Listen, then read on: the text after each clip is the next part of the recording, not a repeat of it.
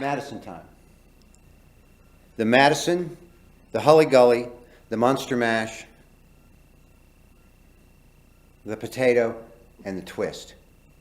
Dream Lover was playing on the box. Every night I hope and pray a dream lover comes my way, a girl to hold me in my arms and to know the magic of her charms. Pastor Stephen prayed too long. I should have never clued him in that we were Baptists. Then Christ, he tried to save my soul. Jesus Christ and all his carpenter friends hanging off the cross. I told him not now. No, really, I've made a deal with God. And I didn't have the heart to tell him I was God.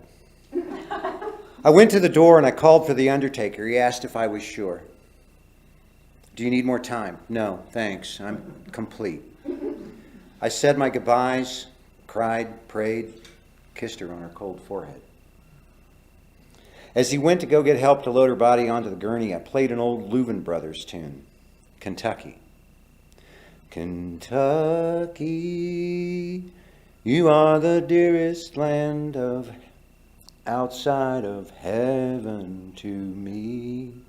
Kentucky, your laurels and your redbud trees. When I die, I want to rest upon your graceful mountain so high. Kentucky, that's where God will look for me.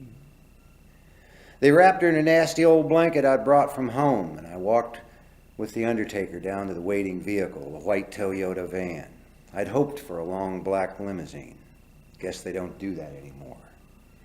I tried to remember everyone's name that was there that night. Rico, Morgan, Megan, Logan, Pastor Stephen. I thought about how she made me kiss her goodbye when she would drop me off at school. I thought about how we were always Kentuckians.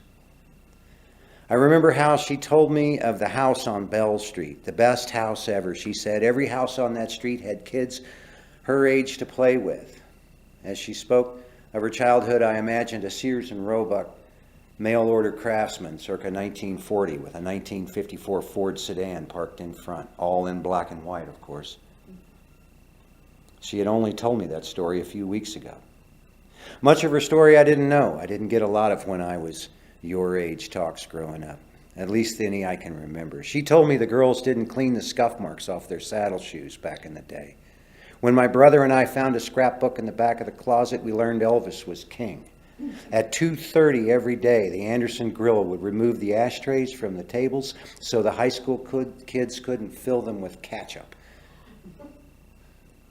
It made her mad when she had to have a co-signer on a home loan because she was only 19, while in a conversation at the soda counter at the Rexall drugstore with a friend that worked at the draft board, she discovered my dad wouldn't have to go if she was pregnant with me. After we moved to Lexington, she got into real estate and integrated neighborhoods. She said the Lord was looking out for her as she was the only one in the office that didn't get death threats. She liked Al Green and Ray Charles and would play their records loud enough to be heard over the vacuum cleaner on a Saturday morning. She pretended not to like country music but knew the words to every Hank Williams song. She had a fondness for the Everly Brothers, that tune, Wake Up Little Susie. A song about falling asleep at the drive-in and not getting home till 4 a.m. I'm not so sure they were sleeping. She always had a Christmas gift for the milkman. I asked if he was my dad. She said, no, the Fuller Brush man. I didn't get the joke and returned to reading my back of the box of the cereal. Kentucky, I miss the voices singing in the silvery moonlight. Kentucky, I miss the hound dog chasing coon. I know my mother, dad, and sweetheart are waiting for me. Kentucky, I will be coming soon. I'll come up here tomorrow, collect her things. I'll throw it all away. There's a blanket or a shawl. I'll take that and put it somewhere where I can see it to be my secret. I'll loan it to people when they come over to keep them warm, but won't tell them who it belonged to.